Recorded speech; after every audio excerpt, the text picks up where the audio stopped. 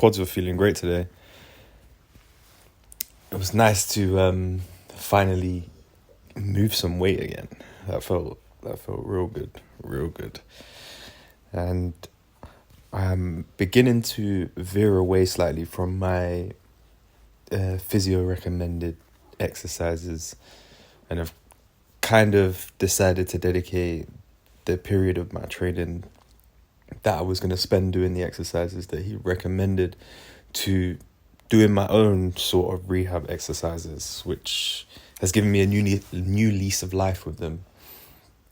And I'm kind of excited to get stuck into it and try different things, because like I said, my quads are starting to feel real good.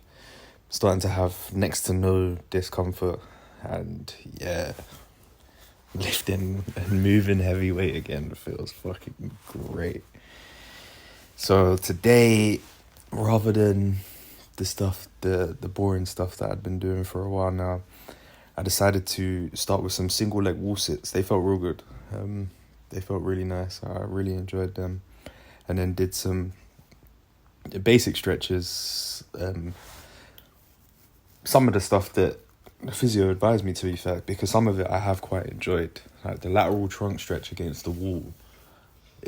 It's opened up a little, like, parts of my body that clearly haven't been opened up in a long time, and feels really, really good.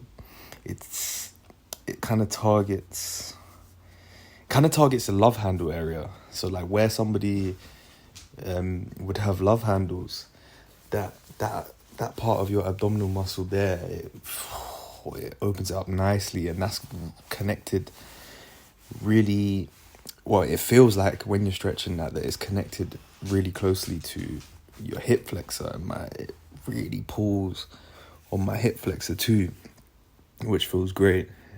So I really enjoyed that one, and I'm definitely not throwing that away. Did some knee elevated pigeons as well, pigeon poses or whatever you want to call them.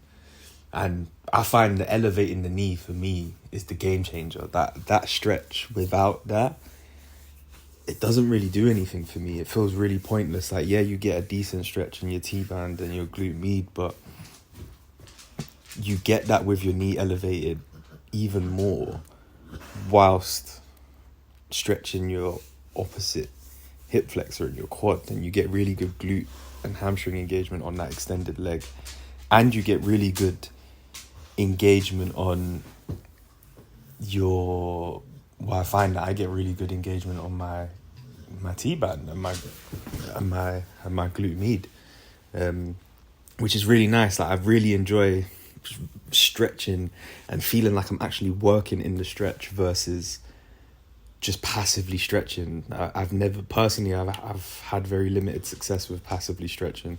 The only time I've ever dedicated a significant block of training to it, I've ended up pulling a muscle slightly, just due to the obvious being not being strong enough in that range of motion.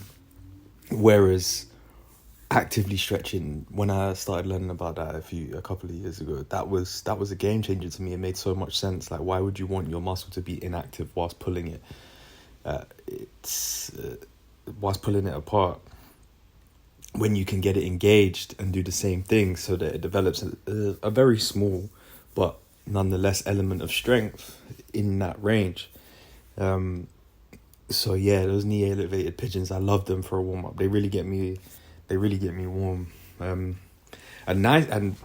what's kind of cool about going on and doing like this self rehab stuff is that it aligns with this theory that I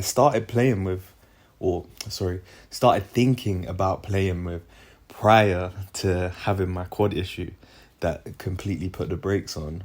And that was the idea of like changing the way I structured my workout, because usually I would just warm up, get the blood flowing on whatever, and then lift and then stretch. However, I found that when I put a decent amount of time into the stretching, I was getting knee pain, and I didn't like that. And I could feel that it was directly correlated to the stretching simply because the harder I stretched, the more discomfort I felt. And when I didn't stretch, I had no knee pain. And when I say pain, it was just slight discomfort. So this is allowing me to test out this new routine where I'm stretching first, and the stretching is my warm-up. So the active stretching is essential because I need to get warm. And if anybody that's actively stretched or done any sort of yoga or whatnot will understand that, like you can get warm active stretching. Yeah, it's some serious work. So the idea being that I warm up with the stretching, and then I lift, and then I do some blood flow work. So just whatever I'm doing, just then follow it. Whatever I'm lifting, follow it up by just high repetition, very low weight stuff to get blood pumping in that area. Followed by some massage, because when the physio released the area of my quads that I was having issue with massage, that made a big difference for me. So whether that be foam roller or a gun or anything really. And then I did some elephant walks. I haven't done them in a while, and they are easily my favorite hamstring stretch, easily.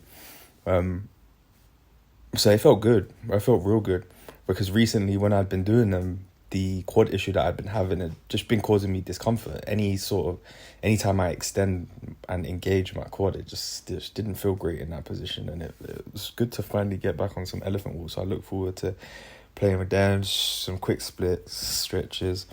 And then I moved on to the meat and potatoes of my workout.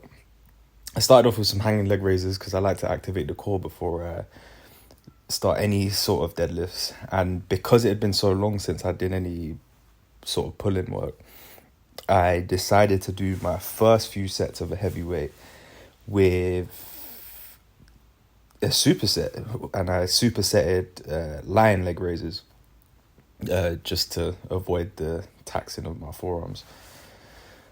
That felt good. Unfortunately, the gym that I was at, the plates aren't great for block pulls, which is where I started. I got 5x5 in of 100 kilos, which felt nice. It felt all right. Besides the awkwardness of the way the bar was moving on the blocks, the weight itself felt decent. It felt pretty good, which was nice. It being so long since I've moved anything over 100, I was quite surprised as to how that felt. And then it felt so good, I decided to do some deadlifts just off the floor. Just did one rep, started off at 100 kilos, worked my way up to 140. I did 140 for 3 reps in the end, but I failed 1 rep, so I tried to do 4. So I got my first rep in. It was quite clean. I felt good. The form was, the form was decent. And then I failed the second one. It was mainly a grip thing, to be fair. If I remember rightly, yeah, it felt more grippy. I felt my back. I'm very picky when it comes to how would I put it? I'm very picky when it comes to form in the deadlift, and if I feel my spine is about to leave a state of neutral, then I bail straight away. And because I was so focused on trying to hold my grip, because my grip was giving way, I felt like I'd lost focus on my main and pretty much only cue in pretty much all my compound lifts, which is keep a neutral spine. So I failed that one, and then got the last 2. Felt pretty good. And finished off with some 45-degree hypers just to get a lot of blood pumping into that area, because from personal experience, that makes a big difference on the next day, especially with something like deadlifts being quite a taxing movement.